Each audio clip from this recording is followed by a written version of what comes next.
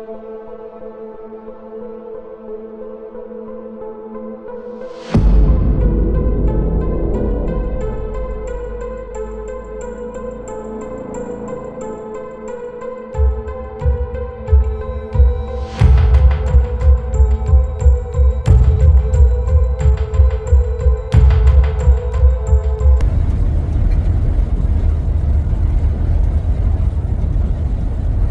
a lot of new people to my channel that get triggered over simulation theory.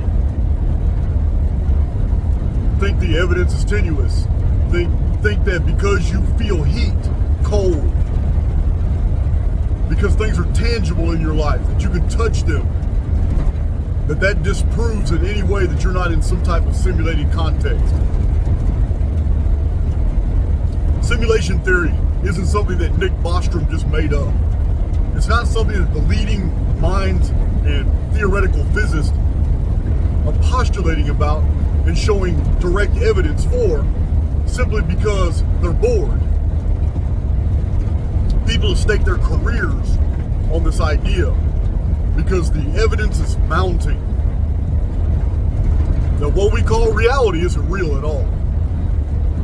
Just because you can feel, and just because you can taste, because you can touch, you can hear, and you can smell, these are not evidence whatsoever that everything around you is actually there. Because you can also imagine, but you can't put imagination on a scale. You can also intuit things. You can make necessary extrapolations based off inferences and based off impartial pieces of data. You can take fractals and build whole formulas out of them, because intuition is the predecessor of knowledge. But it doesn't matter how much we learn about society, it isn't about civilization, about our sciences, about our philosophies. None of this matters, because there is an aspect to our reality which will always remain non-discoverable. They may as well call it the law of non-discoverability. They need to add that to one of our laws, because it's real. Many philosophers have said it in different ways. Lyle Jacobson, Paul LaViolette, even Albert Einstein, who I'm not really impressed with, but still, they all said it in different ways. Even Arthur Schopenhauer, Friedrich Nietzsche, the more we learn, the less we know. Lyle Jacobson probably said it better than anyone, and Daniel Boorstin as well, about the perimeters of knowledge will always take us to a new frontier. Just when we start examining any one phenomena that we have isolated the particulars for, we come to find out that those particulars are connected to other phenomena that we had hitherto remained invisible to us because we hadn't been looking. This interconnectedness between all phenomena is the reason why mysteries are still genuine. There are still many unanswerable questions about our reality. You live in a simulation. Every day we see more and more evidence of it. In the scientific world, we find that the act of measuring changes what is measured. We find that in this observer-dependent reality, the observer is always in some way a part of what is being observed. In a genuine, true, natural Newtonian state of reality, well, this highway's real rough. It's knocking my camera mount all this way and that. It's not a smooth highway way out here in New Mexico. No, I'm still in West Texas, I'm sorry. I'm way out here in West Texas. I got the canyon, I got the caves and caverns of Sonora behind me. You'll get that video soon. Whole tour. But the Heisenberg uncertainty principle, it's this phenomenon that scientists have come to find out that, science is supposed to be only that which is observed and documented. But now science promotes all kinds of things that are absolutely unscientific. They have become no different than the religionists who push forward their faith as if it's backed by facts. And it's not. It's not. The religionists and the scientists are absolutely no different whatsoever. They have allowed themselves to be entirely subjected to opinions, traditions, belief, and accepting things on faith. That the scientific community actually believes that the uniformitarian model is supported by facts is ludicrous. We're so beyond that now. But that's what simulation theory brings to the table. I didn't invent it. I didn't make it up. Has nothing to do with me. As a matter of fact, when I started Archaix, I made a bunch of promises that I was going to show simulation theory from an entirely different vantage point. And that's exactly what I've done in hundreds of presentations. I have used the historical record to show you, not modern science, but the historical record to show you that, man, none of this makes sense outside the context of something like a computer program, a digital reality. And the Heisenberg uncertainty principle actually adds to our understanding that we are in a observer-dependent medium. And that means this isn't normal reality. This isn't base reality. This is augmented reality, and we're trying to figure out who augmented it to make us believe that it was real.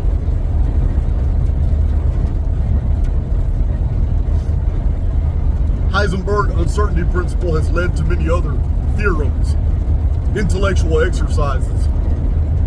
We're still trying to figure out what's going on with Schrodinger's cat. But it doesn't matter, because every bit of it is a matter of opinion. I might have to get a newer camera mount, but this will last for this video.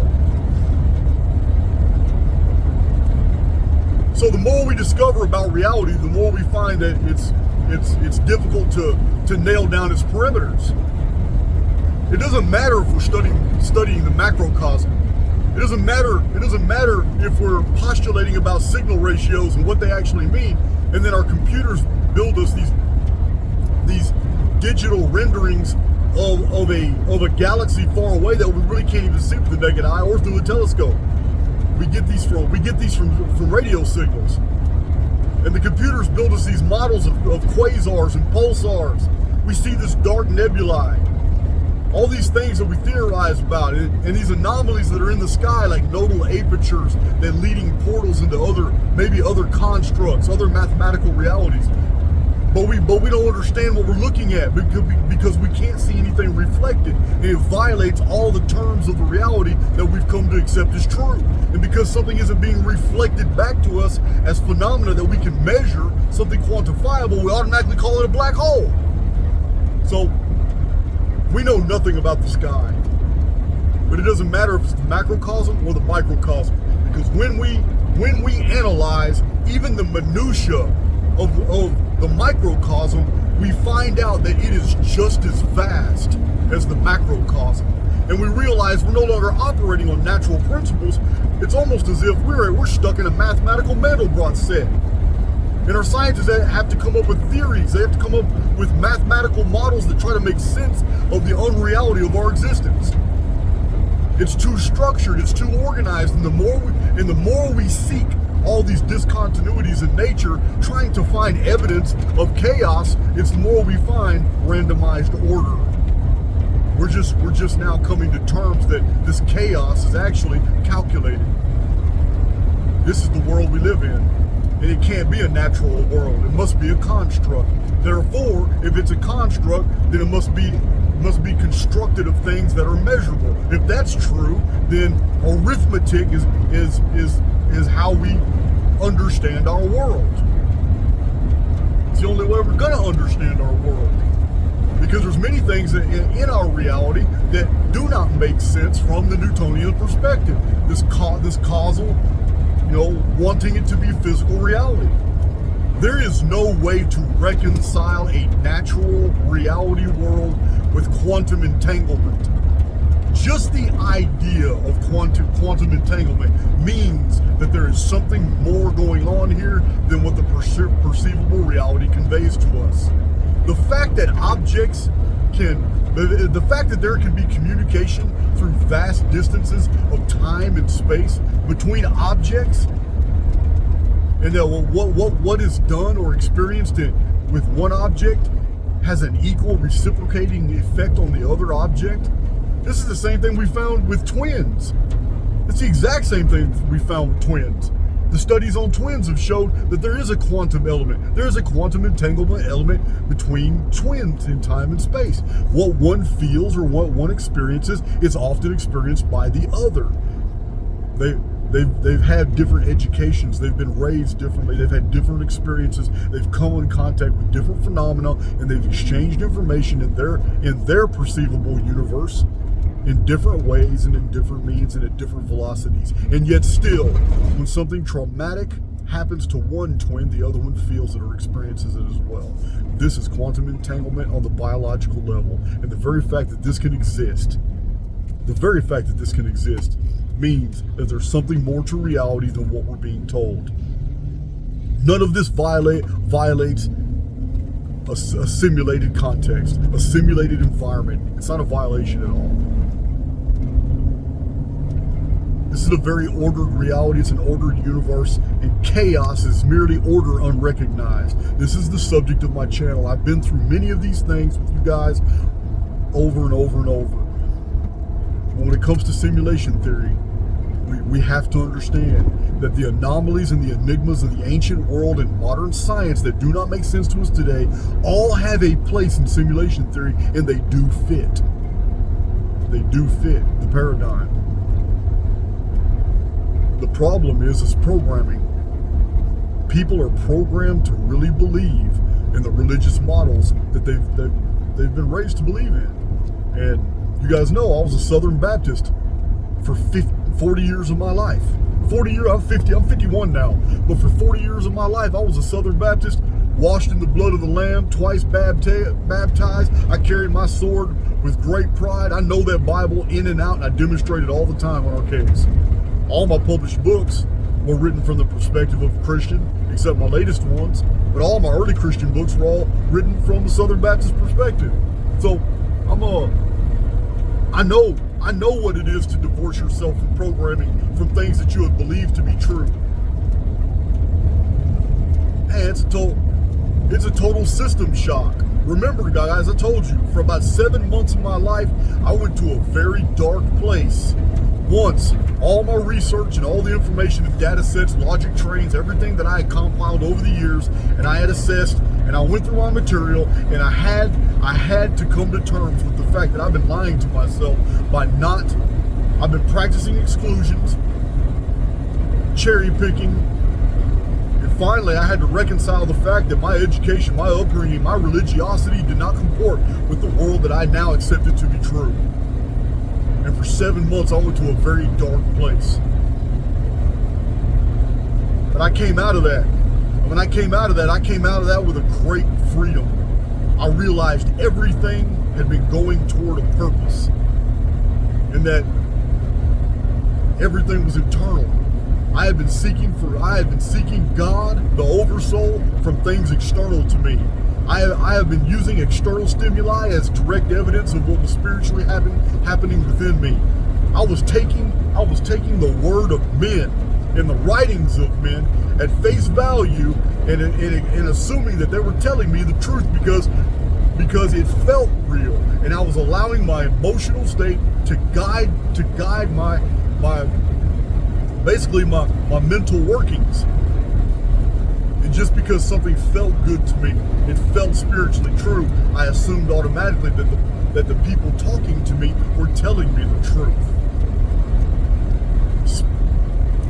These things are dangerous. It's real toxic. It's real toxic dealing with people. They hit that cognitive dissonance.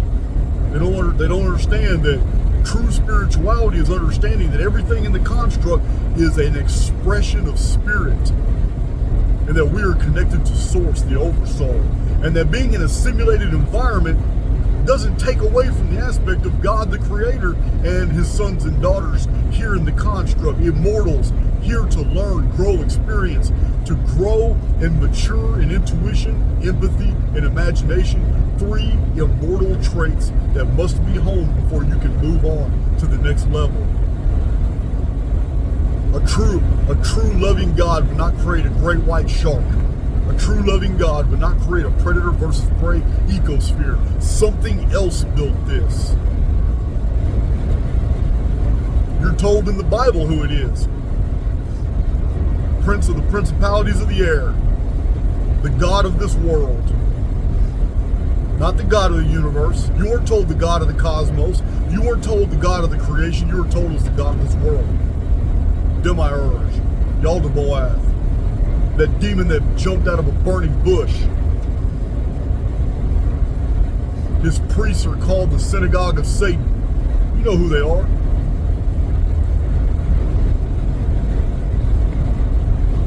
But coming to terms with the fact that you live in an artificial reality in no way makes you artificial.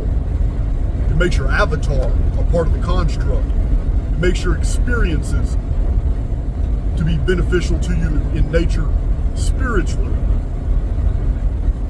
It puts the lie to hellfire. It puts the lie to all these weird religious traditions, not just Christianity, but all these religious traditions and axioms and philosophies and all these things that put you into dungeon programming.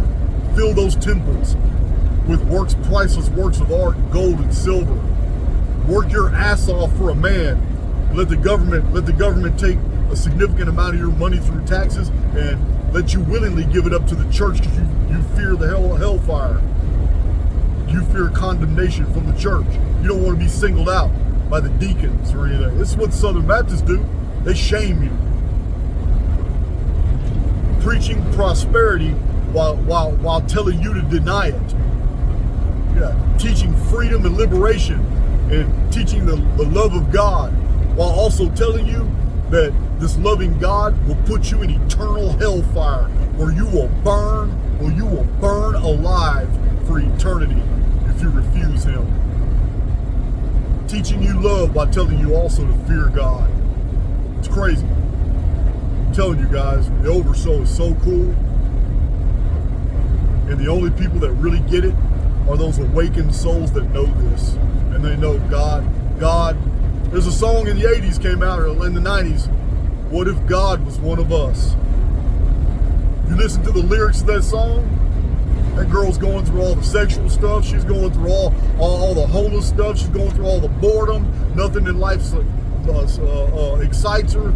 All the lyrics of that song is a soul that is lost in the construct, just looking into the face of other souls, just wondering if God has played a joke on her and that he's actually one of us. You guys know what song I'm talking about, especially a bunch of you ladies.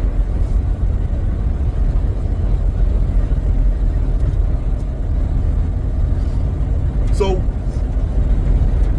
simulation theory answers for many things. I mean, ancient aliens are always talking about, UFOs are visiting us, and they've never been seen coming in and out the atmosphere. It's all coming out of bodies of water, mountain ranges, underground facilities. UFOs may be real. I don't care if they are or not.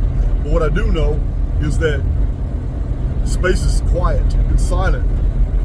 What I do know is that I did a video a year ago in a van vlog just like this, itemizing all the major scientific paradoxes, one after another.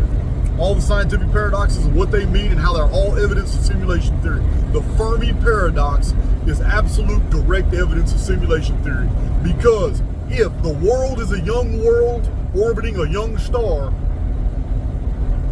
and that many of the stars that we see are old, many of them are binary and trinary systems, and if exo-worlds and exoplanets exist in the numbers that the scientific community says that they exist, then we have a problem, because space is silent, and there are no derelict exo-worlds, haunted planets.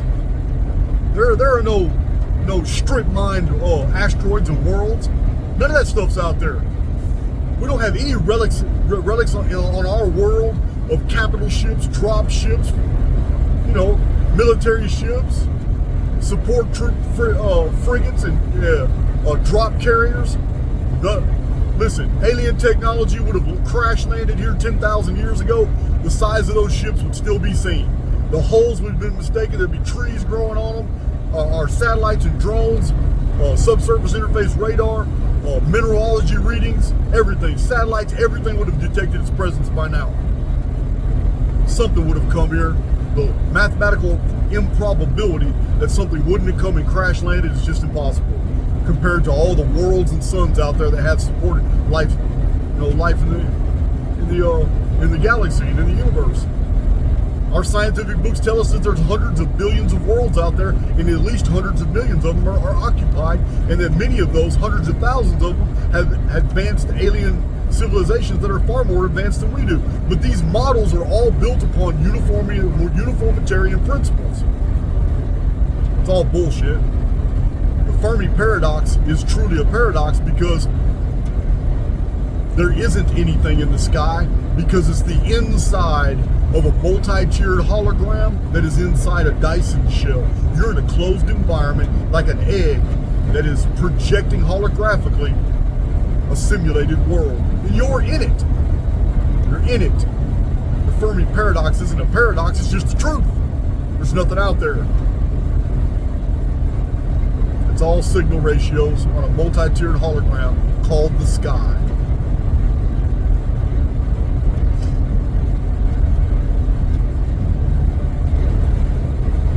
Wide open roads. So, there's another paradox. I'm not going to go into all 7 paradoxes I went into that video. There's another paradox that gives an excellent example. If something's true somewhere, it's probably true everywhere. And if you can experience something in your mind and yet also make it a part of your reality,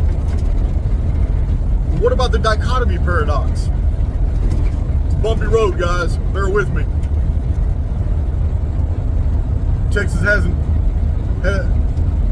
these old highways all over the place, thousands of them.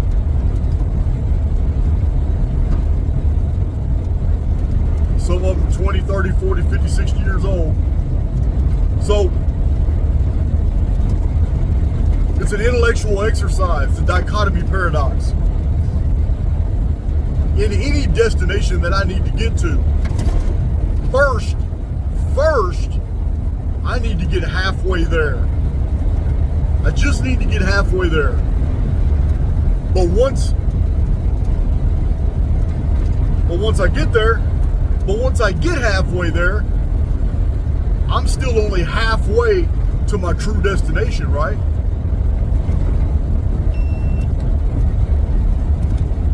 So,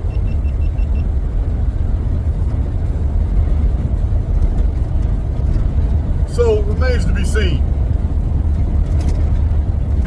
Once I make it to that halfway point, I still got to go halfway to get to my destination. The distance has shortened, but I still got to go halfway. So once I cross that distance and I've gotten halfway, I'm still only halfway to the distance that I started that day.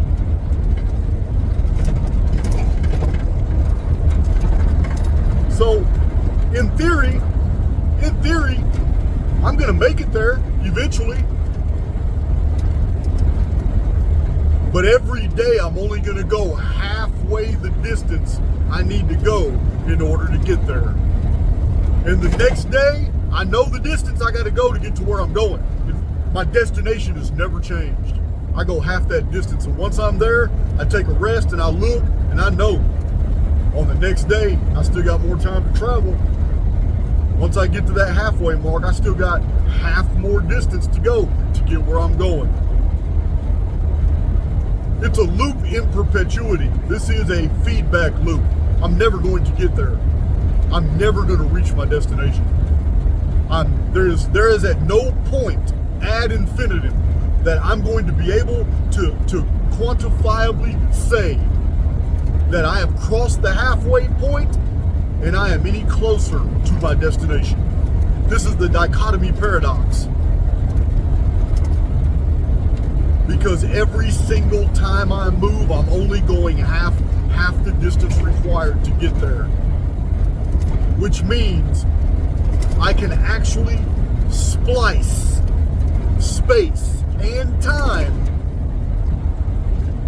infinitely.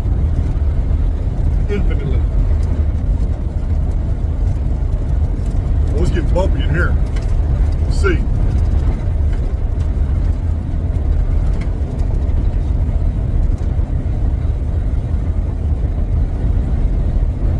Hold on, guys. I gotta be careful while I'm drinking coffee. It's bumpy. I don't want to end up wearing it.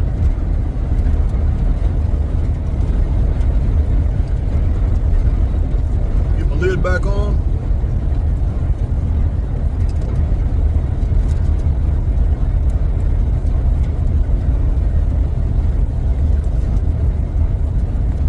All right. So,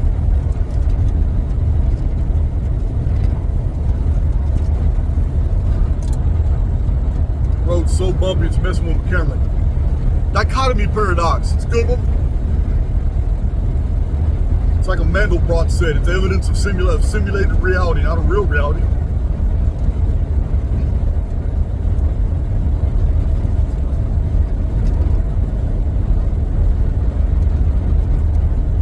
Remember, if something is true somewhere, then it's probably true everywhere. This doesn't, I'm not just talking about objects, I'm not talking about experiences, I'm not just talking about phenomena, discoveries, places, no. What about inventions? We're already creating virtual reality systems. We're already creating the metaverse, video games that are very lifelike. Just because we haven't reached the technological sophistication to mimic a universe to the perfection of the one that we're experiencing right now, doesn't mean that we're not ever going to attain that technology. Nor does it mean that we have not already developed AI thousands of years ago, and we are now presently experiencing an AI-controlled software program that we perceive as the world. You can't prove that's not the case. So the fact that simulated worlds, even Air Force pilots train on simulators before they actually go into the real world. Do real world jet fighter deals. Those are billion-dollar aircraft.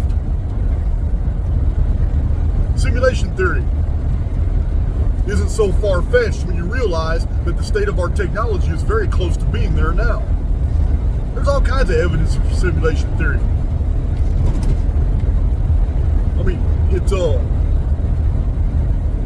It's almost like an intellectual placebo effect. The ability to cause the human mind to suspend its disbelief to the point where it actually engages in an artificial construct and enjoys itself for a period of time in a false world. This is what authors do all the time. This is what makes an author good. The ability to create a story and to cause the reader to suspend their disbelief to the point they know elves don't exist, they know dwarves don't exist, they know dragons aren't real, and yet there are fantasy writers that can write a story so engaging and so good that the reader suspends their disbelief and even feels fear, even feels excitement, nerve, agitation, anxiety when the protagonist goes through all kinds of harrowing adventures. Suspension of disbelief. It's the same thing that's happening to you right now. This simulated artificial world is so believable, it's got you to suspend your disbelief, despite the fact that the more you analyze the experience that you're having, the more you see more evidence that it's all artificial. And this is what I've been showing on Archaix from the inception of my channel. If the human mind is able to be fooled, and if the placebo effect is able to cure people by giving them a salt pill by giving them saline solution instead of genuine medicine, by telling the receiver that what they're receiving is the cure and therefore they are cured. This means this isn't an actual reality. It's a perceivable one, because the victim perceived that they were going to be healed and they were healed. Once you take this in consideration, it also makes you understand just how evil and villainous the pharmaceutical companies are. Pay close attention to what your doctors tell you. And if you did just a little research about cancer and the exact moment in a cancer victim's life when cancer metastasizes, yeah, maybe in the chat section you can enlighten me. I already know. But what procedure do cancer victims go through that as soon as the procedure's done, all of a sudden the majority of them have their cancer metastasized to where now it's no longer a question that they have to go on chemotherapy or something like that. It's what is being done is villainous. I'm not going to talk about it here. The placebo effect shows that we live in a simulation, not an actual reality. And the placebo effect is no different than what some researchers have found, that the human mind, by intent and focus, can actually affect a random number generator. The fact that we have these studies as well is more proof that you live in an artificial reality. The artificiality of the construct is evident in the fact that the human mind has the ability to override experience systems.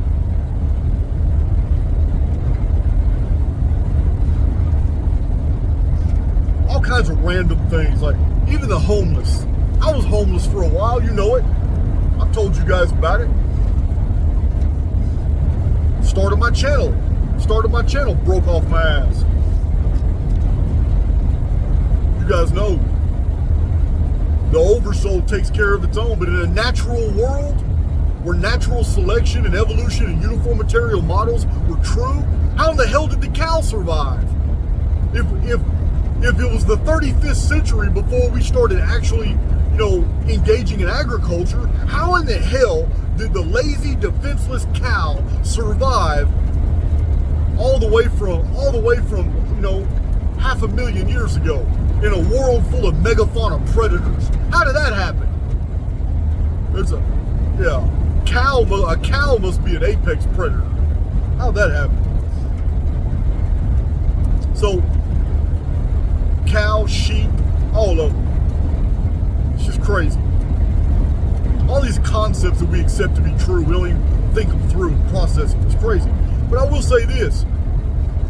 I noticed that when people are destitute, they have no money, they have no resources, you don't see dead bodies all over the streets of the United States. But our homeless population is a massive now. You can go to different cities, like we're heading toward Phoenix, Arizona. You know what? A lot of homeless in Phoenix, Arizona. You don't see dead bodies in the street everywhere.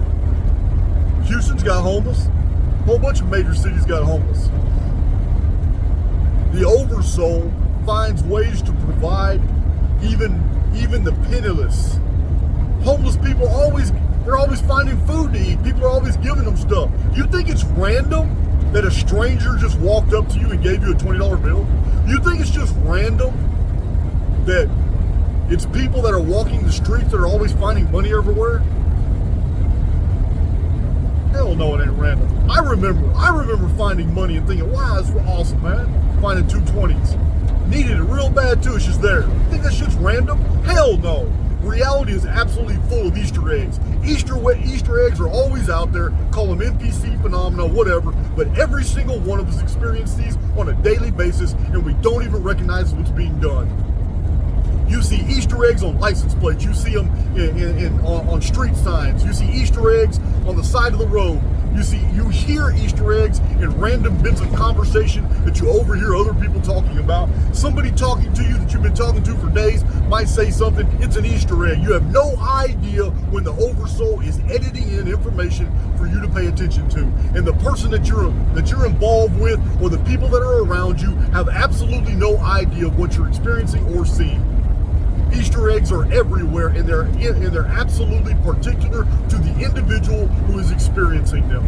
An Easter egg can be a $20 bill in the grass that 400 people missed while they were walking into this store, but you saw it, picked it up, and you needed it. The Oversoul is providing for people everywhere, but it's done because this is the construct. The construct is continually being edited, and in that editing, things are given to you. They're put right there where you need them. And the editing process also has fallibilities, meaning you know damn well where you leave your keys, and for some reason you woke up and your keys weren't there, and you search the whole house and there's another place you leave your keys, so you check there and you don't find them. You tear the house up, other people help you look for your keys, you get exasperated, you start panicking, and the construct is very aware because of your new emotional state that something is wrong. And once it fully comprehends what the issue is, and it realizes that, oh shit, somehow there was a glitch, it edits your keys right back into an obvious spot. It's always found in a very obvious place, and you know damn well you looked there many times. We're not crazy. We don't have memory lapses like that. Guys, this happens to people on a daily basis. It happens to us all the time.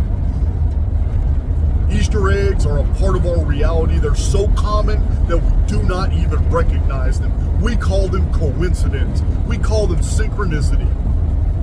The Oversoul is always providing. Homeless people die because they do it to themselves. They OD. They keep drinking alcohol and it kills their, it eats up their kidneys. But I'm telling you now, even in the Holy Writ it says it. God takes care of the birds of the air and the beasts of the field. What makes you think he's not going to take care of you? He does take care of you. There's nobody starving in America. It's not happening. They're dying for other reasons. Food's everywhere and people are always fed. The Oversoul knows how to provide.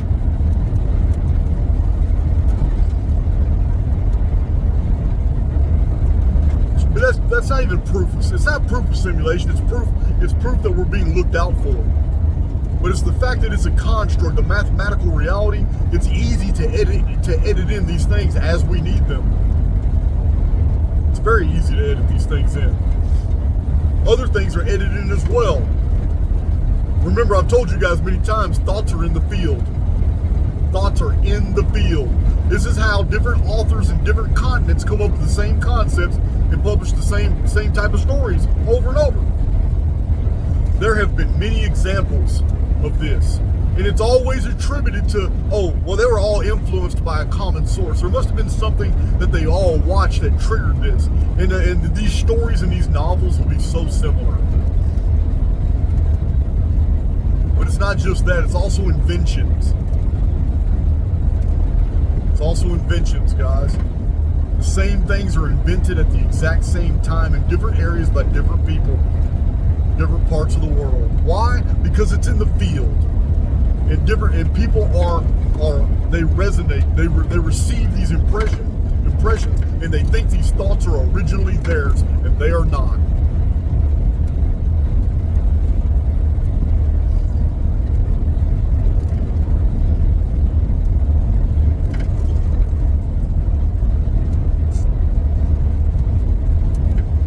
Simulation theory also answers for the anomalies in astronomy. Not just the human experience, but we have astronomical mysteries that can't be explained outside the context that we are in a computer simulated program. There is a massive amount of astronomical information about Saturn, and just the moons on Saturn seem to move as artificial constructions. The equatorial bulge of Mars looks like a super construction, like a giant ring city that goes around the world.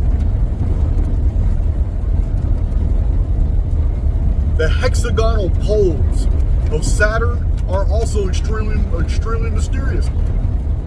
You guys know that Jonathan Swift wrote a book, Gulliver's Travels, and he described the two moons of Mars before anybody had even thought Mars had moons. People have been studying the moon, People have been studying since the days of Tycho Brahe and before. They have been studying Johannes Kepler. They've been studying Mars and never saw moons. They never saw moons on Mars. But Jonathan Swift in Gulliver's Travels wrote that Mars had 2 moons. And Asaph Hall turns around with a telescope and discovers that in fact Mars had 2 moons. It blew the scientific community was blown away. Everyone, what the hell? And it was disbelieved for a while. Asaph Hall finds the 2 moons of Mars. Names them Deimos and Phobos. Fear and terror. Those are the two moons of Mars. But their movements are highly artificial, and this has been widely publicized.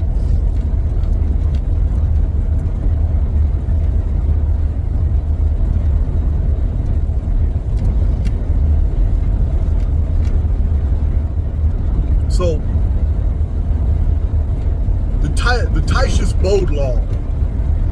In the Titius-Bode law, we find a mathematical distribution of the planets from the surface of the sun, and that there's a pattern.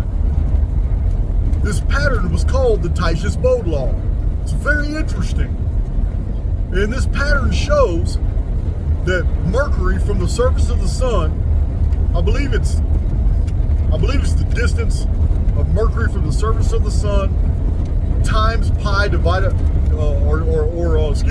by 2 times pi is exactly where we find the next planet, Venus. In the Titius-Bode law, they published to the scientific community and was verified that a mathematical pattern existed showing that Mercury is exactly where it is supposed to be mathematically in the distribution of planets, and that Venus was where it's supposed to be, and that Mars was where it's supposed to be, and that the asteroid belt actually shows where a planet is supposed to be, and that Jupiter and Saturn are exactly where they're supposed to be, and they all fit this beautiful mathematical pattern in the Titius-Bode law.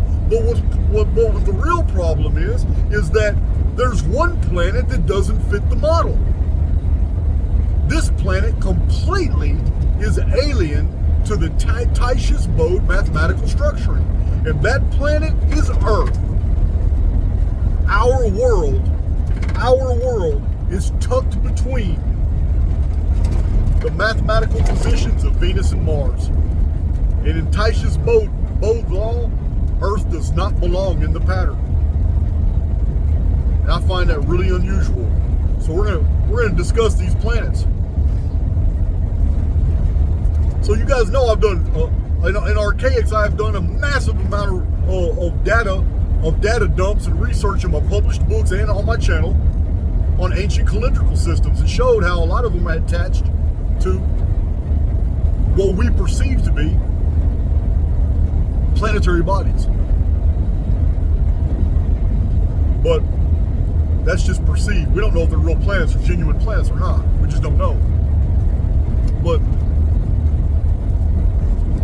the oldest known calendrical system that has ever been discovered, with whole data sets to prove that it existed, was the Great Year system called the Anuna or the Anunnaki-Ner system. The Ner in ancient cuneiform text, NER, represented a 600-year period. During the Sumerian times, the only year that was known was lunisolar, and it was 360 days. And I have showed you guys over and over in the Yuga systems, the Great Year Age systems of the ancient world, these day count systems, it was widely known that an epoch, a Yuga, was a 216,000 day period. 216,000 turnings of the stars is precisely 600 years. And we find that Enoch, who was a chronologist, developed calendars, an astronomer, a mathematician, an architect. Enoch's ministry was exactly 300 years. What's 300 years? It's 108,000 turnings of the stars, or half of a nerve. So the oldest calendrical system documented is the Anunnaki-Ner system, and I've showed in many presentations the 600-year epoch and what happened every 600 years. It's the ancient Anunnaki calendar.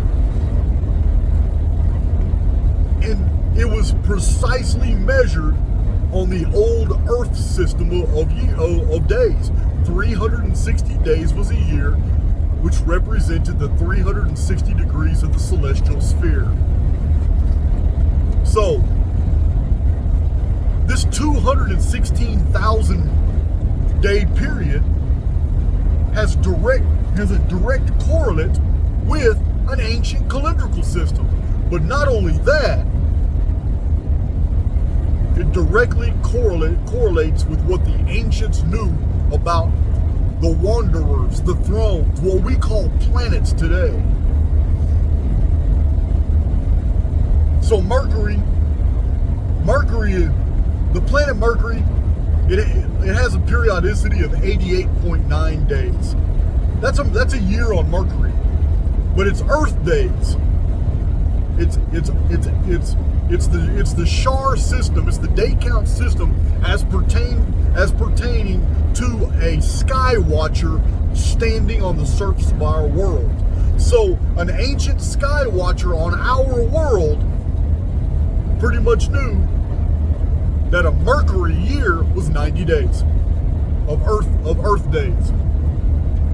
The ancients didn't deal with the decimals. They rounded everything off. Mercury's 88.9. It's 88.9 days, which means it's 90. It's 90 days to the ancients. For Ner, 600 times 4 is 2,400. It's really unusual, guys. When you take Mercury's periodicity of 90 days as seen from the Earth times 2,400 for Ner, you get precisely to the day 216,000 days. The ancients thought that was pretty interesting because they also noticed something very unusual about Venus, the morning star. So unusual, in fact, that they developed highly complex Venus almanacs, which are the most ancient calendars in the old world. Venus's period is 224.7 days, meaning an ancient sky watcher knew that one Venetian year was 224.7 Earth years, which would be rounded up to 225 days. It's real simple.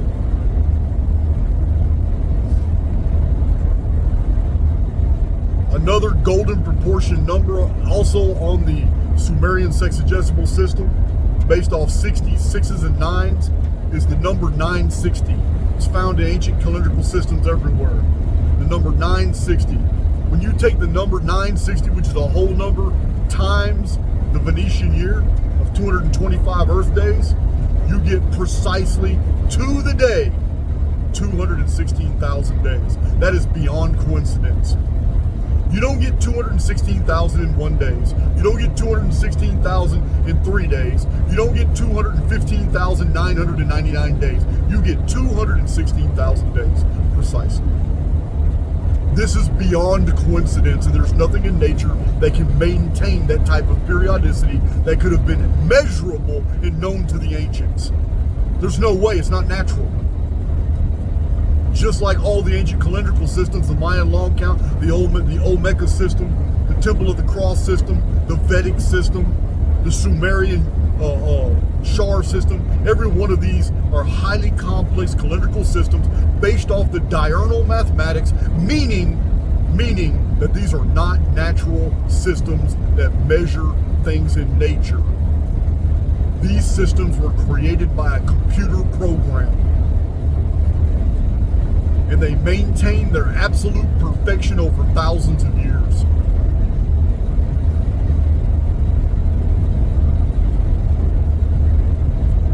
Another one of the most prominent objects in the night sky to the ancient world is the moon.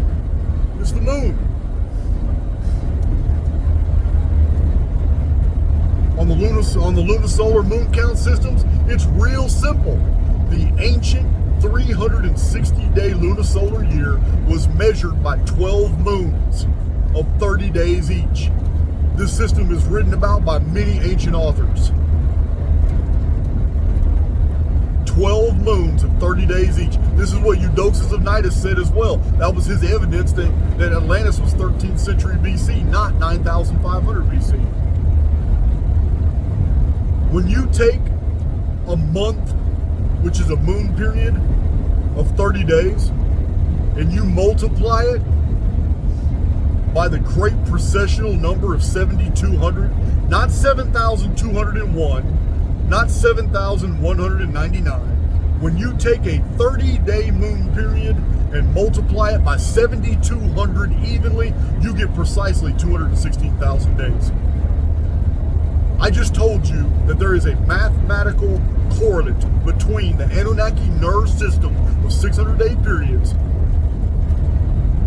the year of Mercury, the year of Venus, and the periodicity of the month, the moon. This is absolutely impossible in a uniformitarian reality. There is no way in a totally natural medium that this correspondence could exist. I'm telling you, it's real. I'm telling you, every number I'm giving you now is absolutely verifiable. Well, what country town? I don't know what country town this is. Let's see. So this leads us to another very prominent object in the night sky, to the ancients.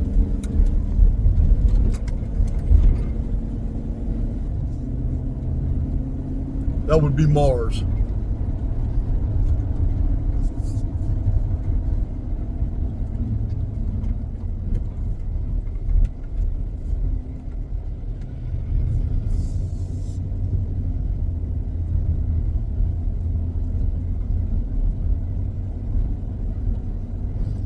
So Mars is different. Now we're getting into a different arithmetic. Because Mercury, Venus, and the Moon, they're all far lesser than the 360 days, the Chart count lunisolar year of ancient Earth, prior to 713 BC. Mars is 686.8 or 686.9 Earth days. So a sky watcher in the ancient world would have known that the period of Mars was far greater than the period of Earth,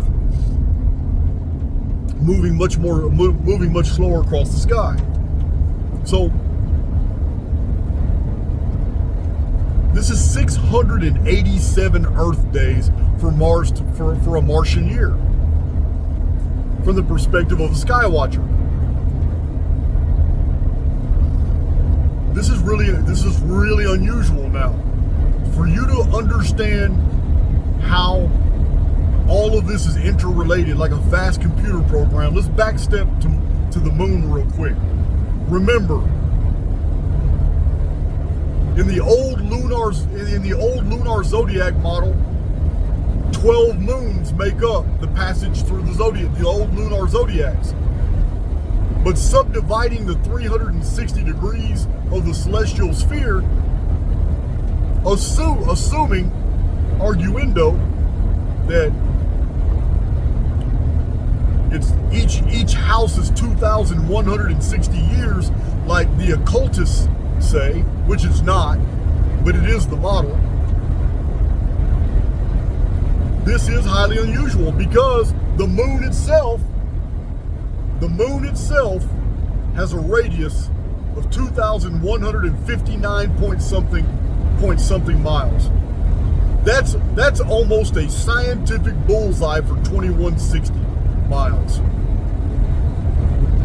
What I'm telling you is this isn't just a correspondence between time and the movements of celestial bodies far from the Earth. It's a correspondence between space and time. For the moon to be the same size same size, 2160. 2160 is nothing but an abbreviation. Remember, 0 only holds placement values. It's not a real number. 2160 is no different than 216. 216 is no different than 216,000 days. 216 is 108. It seems to be the common denominator between all these arbitrary systems that I'm telling you about right now. So the moon's radius matches its movement, and it also has a deep connection to Mars. If you take the number 2160 and divide it by pi, 3.14, you get 687. 687 days is precisely one Martian year. This correlate is not possible in nature. What we see going on in the sky is randomized chaos. Randomized because we're unable to perceive the exact pattern, but we know it's pattern. It's all there. Of further significance, 2160, 2,160 mile radius of the moon is it's 1080 plus 1080. And even the occultists as far back as Isaac Newton were publicizing, like John Mitchell, they were publicizing that 1080 is a lunar number, and it was specifically attached to the idea of the moon, the number 1080. So here we have the number 1080 times 2, 2160, attached to the moon and to Mars, and to the number 216 and 2160. And this is just highly irregular. This mathematical precision and correspondence between things in space and things in time, all in the sky, betray an artificial reality, not a real one. They betray a perceived experience, not an actual experience.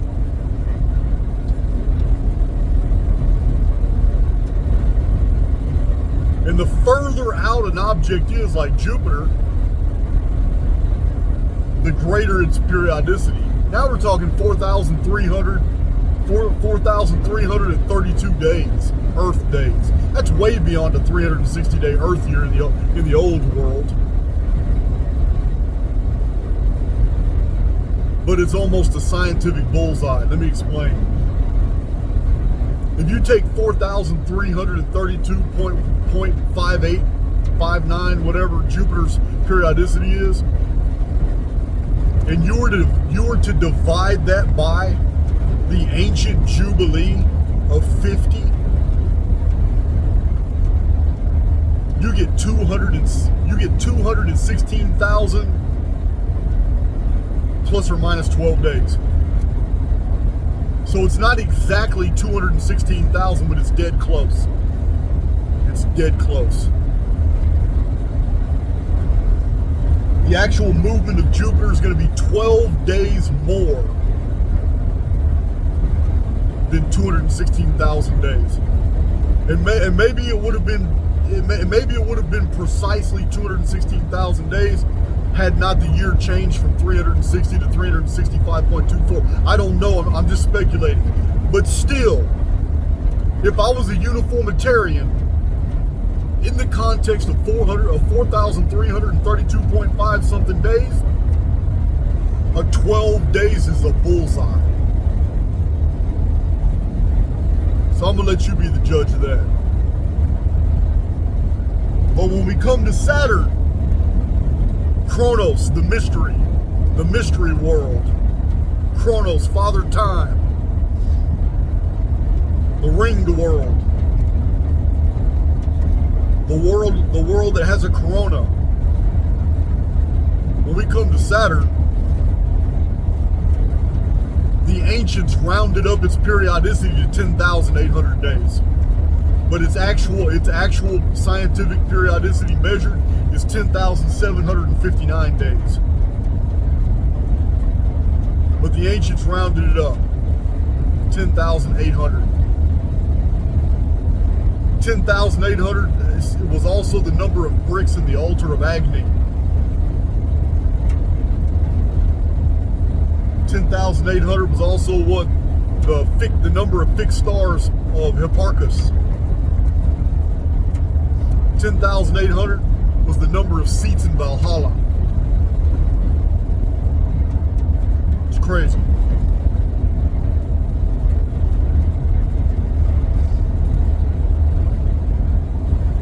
On the Kunabs and the Unal system of the ancient Mayan long count, you guys know ad nauseum I've gone over the precision of the Mayan long count. I've recently had some people that don't know what the hell they're talking about trying to tell me that the Mayan long count is absolute proof of precession, and there's nothing about the Mayan long count that has anything to do with precessional theory at all. People tell me, oh man, the Mayan long count was so perfect. It told them when to plant. It told them when to sow. It told the ancient Maya. It told them, man, shut up. Just shut the hell up. I'm so tired of you people not knowing what the hell you're talking about. Coming on my channel, dropping these comments, and you actually think you're going to educate me on some ancient calendrical systems. I'm not trying to hear it. The Mayan long count was a day count system, and all scholars agree about that. It's a day count system. How do we know it's a day count system? Because it's 13 Bactans. Each Bactan was exactly 400 years. Each year was 360 days. Each period, every Bactan was 144,000 days. The Mayan long count system, from its inception in 3113 BC, was going to end when the calendar zeroed out at 13.0.0.0.0, when time itself would collapse. This is the Mayan belief on the long count. It's 1,872,000 days. It has not a damn thing to do with precession. So get the hell off my channel with your dumbass comments. I'm tired of reading them. Don't know shit about the Mayan long count. Just be quiet. It's nothing to do with the 70 to 72 degree precessional theory. All this retrograde BS you're talking about. I'm not trying to hear it. Just like the Sumerian Shar system is not a precessional system, it's a day count calendar. So, lost my train of thought. Oh, under these older calendrical systems that I showed you guys, especially the Sumerian, the common denominator between the Yuga systems, the post-Vedic, post-Sanskrit Hindu Yuga systems were the common denominator is the number 20. Because it crosses the board into the Mayan long count system, which was also divisible by the number 20. The ancient Aztec calendar, the stone of the fifth sun, was predicated on 20-day months. The ancient Americans had a calendar that had months that were 20 days, not 30 days. The number 20 in its calendrical systems was also, the crossover was found in the Sumerian sexagesimal system, where these old systems had these 600, these 60 year, and these 20 years. 3 20-year periods was 60 years. 60 years was a generation. 10 generations was a ner. A ner was 600 years. The entire period itself was 10 ner. The ancients believed that the entire program reality that we're living in right now, the Maya, this illusion reality, was going to conclude after 6,000 years, and it was going to be over. 6,000 years is 10 ner. 6,000 years is 2,160,000 days. What is that? Oh, I can tell you really quick. It's 200. I can't even say it right now. It is 216,000 days times 10. Exactly. This perfection is amazing. And when it comes to Saturn, what the ancients believed was Saturn's periodicity was 10,800 days. Rounded up, it is.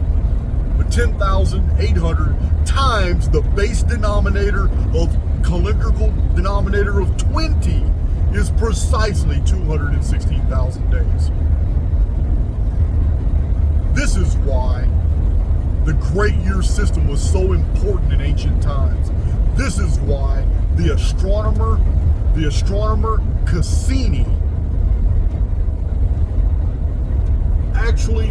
this is why the astronomer Cassini published that there was a 216,000 day cycle that all the planets were a part of. And he believed that the last day of the cycle, all the planets were in the exact same position as they were when the 216,000 day cycle began. That's pretty profound. That's real profound.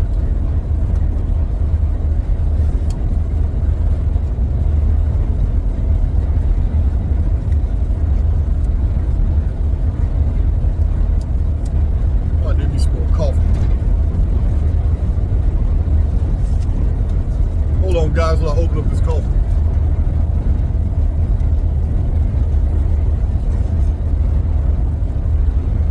Even cold coffee's good way out here in West Texas.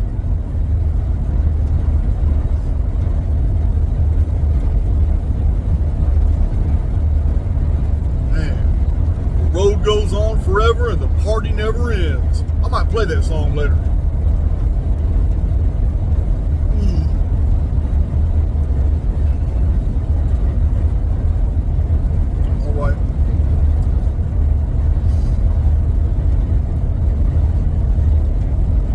Moon is very interesting, guys. These numbers, Tyche's Bode law, mathematical distribution of the planets, how Earth doesn't fit into the model at all. Like, we're an intruder planet. It's crazy. It's amazing. But this is the subject matter of Archaix. I've documented all these things ad infinitum. This is all evidence of that our world is. We're living in a false construct. It's a mathematical perfection that cannot exist in real nature. Not only that, but the moon is too big to be here. If the moon was a physical object, it would have crashed into Earth a long time ago. The moon can't be physical. It's optics. And the very fact is that sometimes people have photographed the moon and they have photographed stars through the dark part of the moon. And it's holographic. And the programming is glitched sometimes.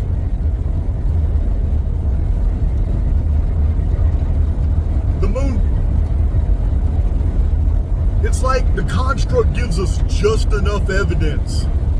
The construct gives us just enough evidence to believe that we're in a real reality. But for the true critical thinker, the construct also provides us evidence that, pay attention, guys, your world is not what you think. Yeah.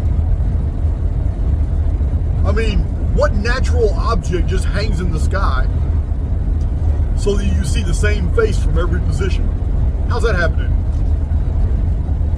It's like somebody cut this vast circle out of the sky,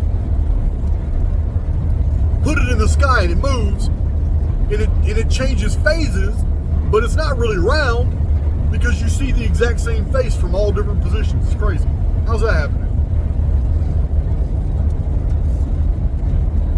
Well, if our world is a simulated construction and everything in the sky is merely a projection of phenomena, then it would make a lot more sense than trying to say that it's a Newtonian universe, that it's a uniformitarian solar system.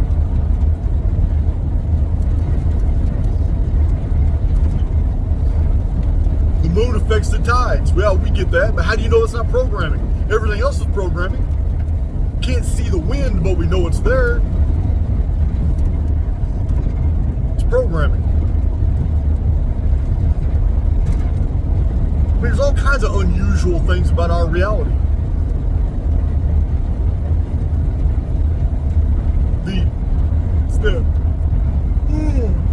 Excuse me. How oxygen is how is it that oxygen level for breathing and maintaining life and consciousness all over the world. When in some areas, the lush tropical vegetation, which is creating so much oxygen, is out there. The oceans create a bunch of oxygen from the waves.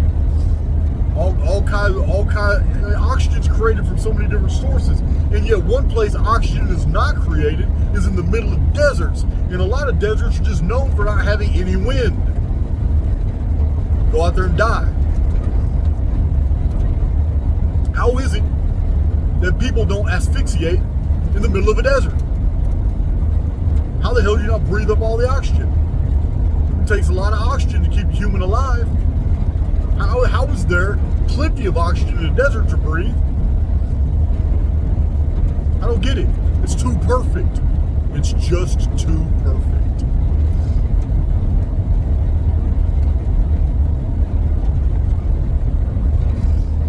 So,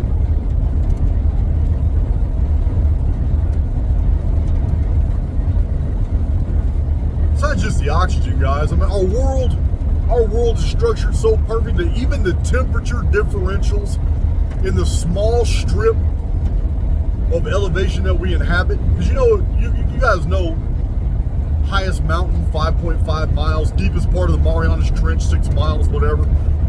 The habitable zone isn't 12 miles. That's just the surface of our world. The habitable zone is a lot less than that, because you're not gonna live too much farther up than the timberline. You're not.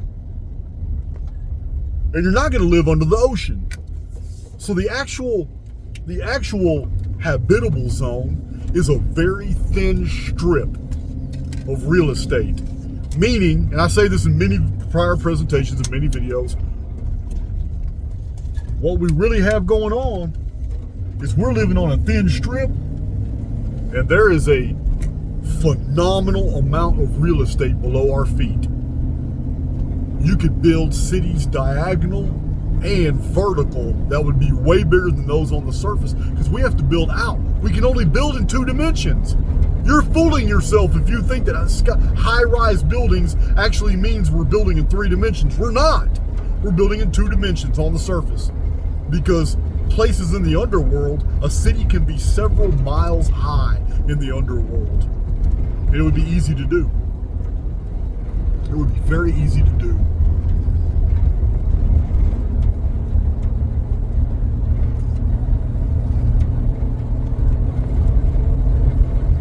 So yeah, it's climate perfection.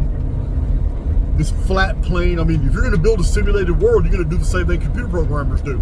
When they begin designing one of these metaverse video game worlds and all that, they always start with a flat plane. You have to start with a flat plane and introduce curvature in programming and to build your world. You build all these artificial constructions, but you got to start with a flat plane, and then from the flat plane you build everything up.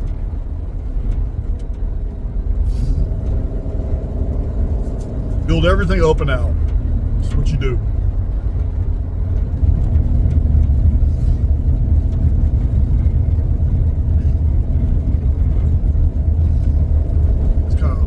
Kind of a loud road here.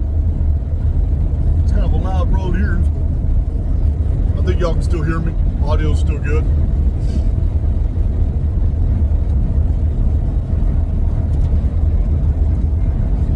So,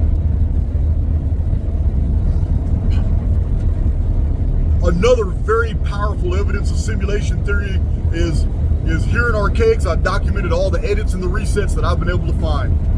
What is a reset? It's when the system begins to overload for whatever reason. It's like clearing the cache.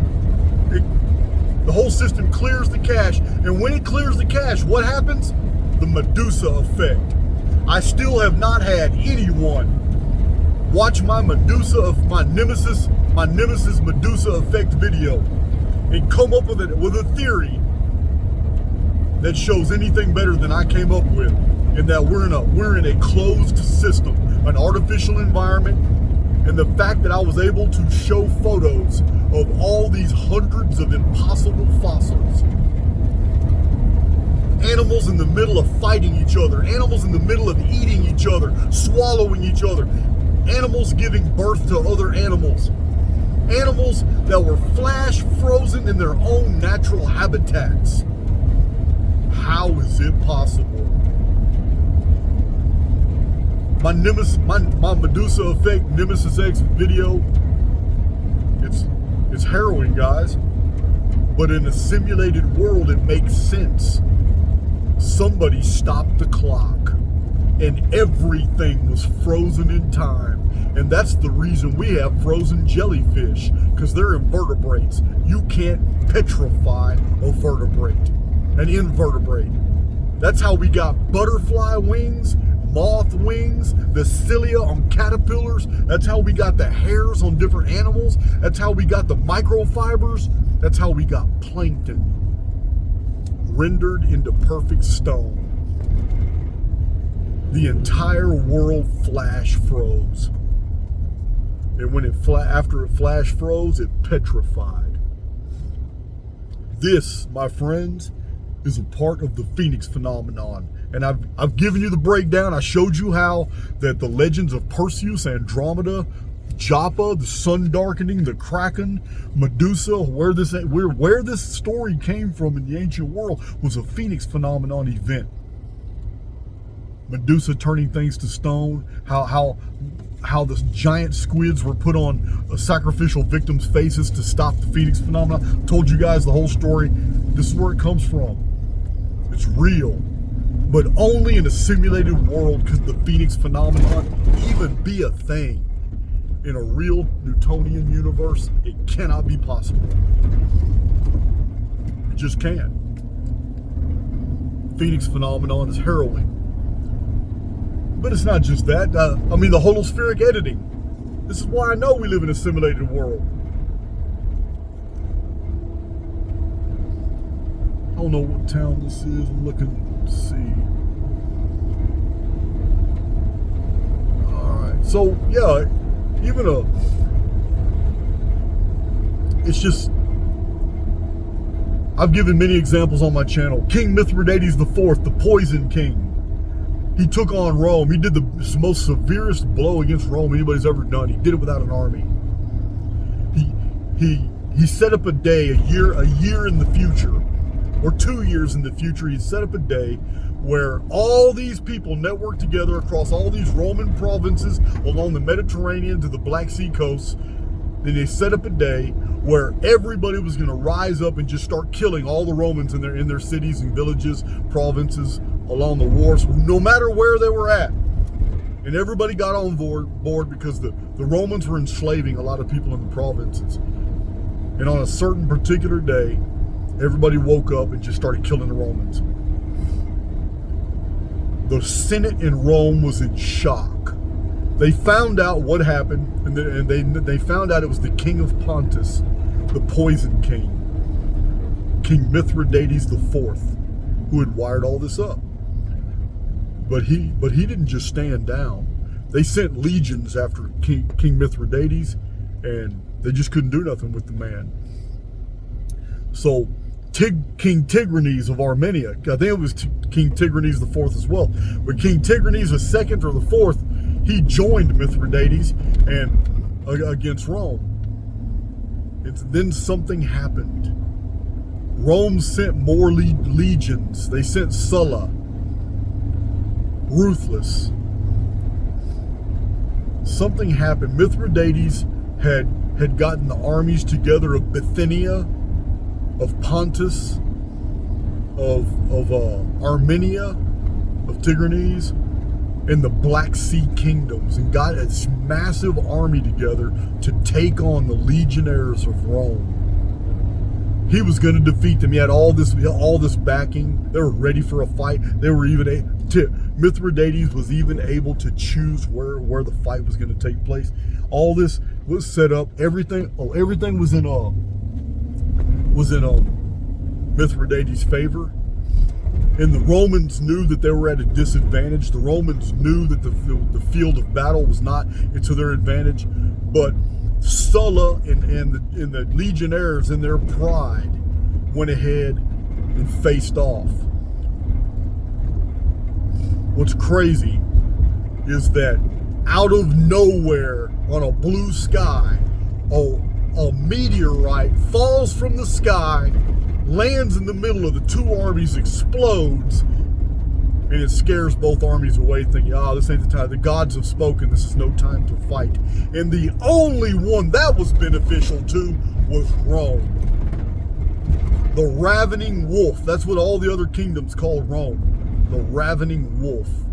The evil empire. The empire of slavery actually benefited because something in the construct intervened to keep Rome from getting its ass kicked.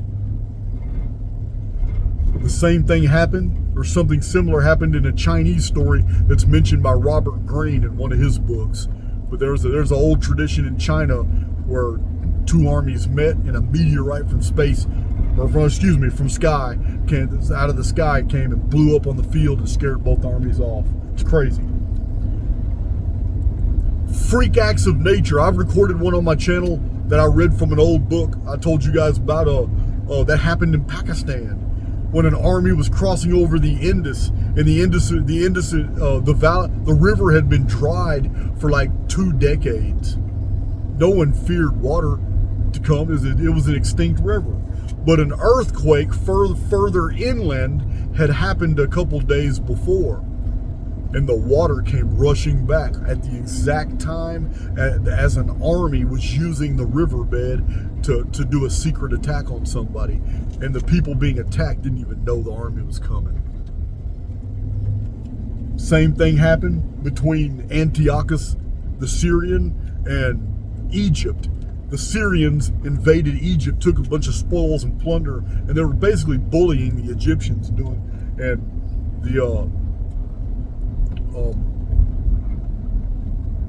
a freak tsunami along the Mediterranean coast wiped out the Syrian army, and they were unable to go back and plunder Egypt again. On their way to Egypt to plunder them a second time, damn tsunami. Can you imagine watching your army look behind you, and you're on your way to Egypt, and you look behind you, and a freak tsunami just rises up out of the Mediterranean on a beautiful day and just takes your army out and watches them out to sea? Can you imagine? Isn't that the God speaking? Isn't that God saying, hey man, you know what? You ain't doing that today.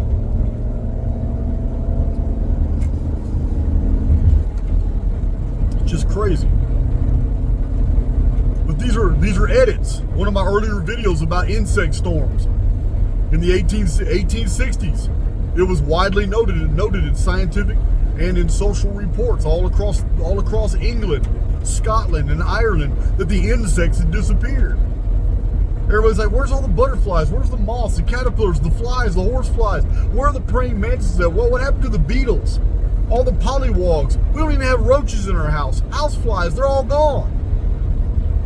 Once a significant amount of the population were all talking about it, and it was being published in magazines, and then now scientists were getting in on it, like damn, the rodent population was dying off. Once this happened, it's like the construct took notice, and then it overcorrected. And then the reports were coming in on ships of massive rivers of insects floating in the ocean. Some ship captains saw rivers of insects falling from the sky. Then they started falling all over the sky, and then London had to employ chimney sweeps to now sweep up all the insects falling from the sky and hurry up and burning them because they were dying and it was causing a plague. New species of insects never before seen in England started appearing over a period of months. Rivers of insects. There's even reports of ship captains calling all hands on deck to sweep off insects that were raining from the sky out there in the Atlantic between France and England. Yeah, it's crazy. This is the construct overcorrecting, and it's done this many times in recorded history. Many times. It's crazy. Absolutely crazy. This road seems to be a lot smoother. Should be good for my audio.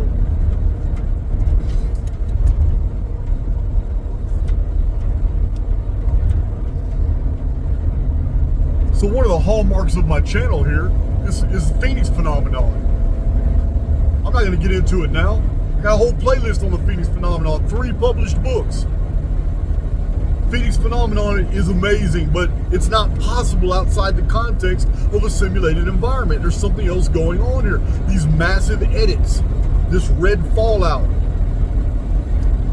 Like the sun is some massive battery floating through the holographic sky, and every once in a while it has to reboot. And when it does, it rains down red rust, red rain, red mud, red dust all over our world. It's amazing. But the Phoenix phenomenon, as I've shown, is a part of the fine structure constant. And the fine structure constant itself, I've showed in so many different mathematical patterns in historical record. All these historical events that have unfolded to just mathematical precision, they cannot be possible in a natural world. And how the fine structure constant is threaded through all this it's not evidence that we live in a real reality. It's evidence that this is a perceived reality, and our perceptions are based off of mathematical protocols. Dungeon programming, negative default programming, cataclysm protocols, benefactor protocols. These are the things that we've uncovered in Archaix. These are the things that demonstrate that we live in a construct.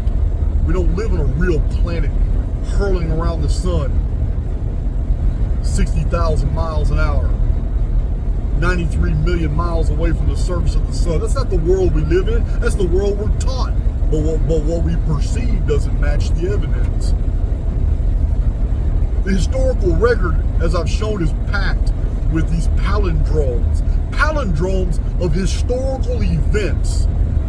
Historical events based off human psychology and patterns of human psychology, which is the result of behavioral systems. Every bit of this is governed by arithmetic. Just like Elliott wave theory and Elliott Proctor, wave mechanics that they've shown. That the stock market fluctuations follow human psychology. None of that is in a Newtonian real solid universe. It's all evidence of a perceived reality.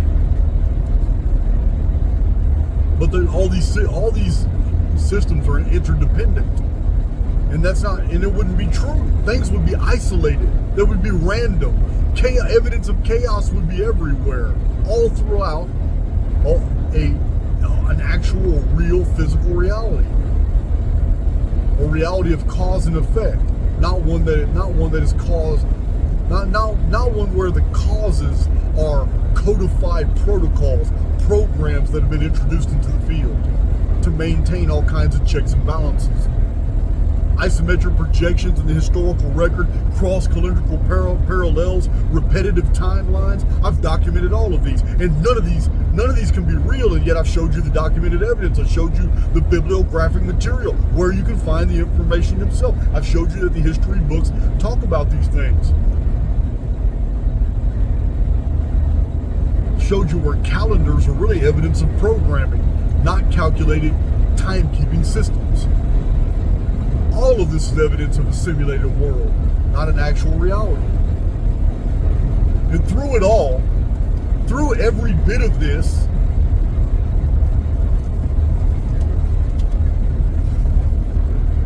the Great Pyramid of Egypt, been there for 5,000 years, made of materials that were designed to endure, and yet the scientific measurements of the Great Pyramid encode all this stuff I'm telling you right now. Whoever built the Great Pyramid knew we were in a construct. Because the chronometry of the Great Pyramid and the rectilinear measurements done by Sir Flinders Petrie that are scientifically accepted today demonstrate for us all the scientific protocols, all the constants are there, the fine structure constants in the Great Pyramid I showed you. The Phoenix phenomenon is in the Great Pyramid, the Mayan long count, the Anno Domini system is in the measurements of the Great Pyramid. The Anno Mundi system, the old world calendar, is in the Great Pyramid. All these things are found in the Great Pyramid of Egypt's measurements. Not only rectilinear, but even its three-dimensional measurements show this over and over. Not only in whole numbers, but also in the pi and phi equivalents of those numbers. In multiple dimensions of arithmetic, we see in the Great Pyramid many of the things that I just told you in this video. These aren't claims that I make lightly. I have a whole entire series of data sets that show all this in my published books and on my channel, Archaix.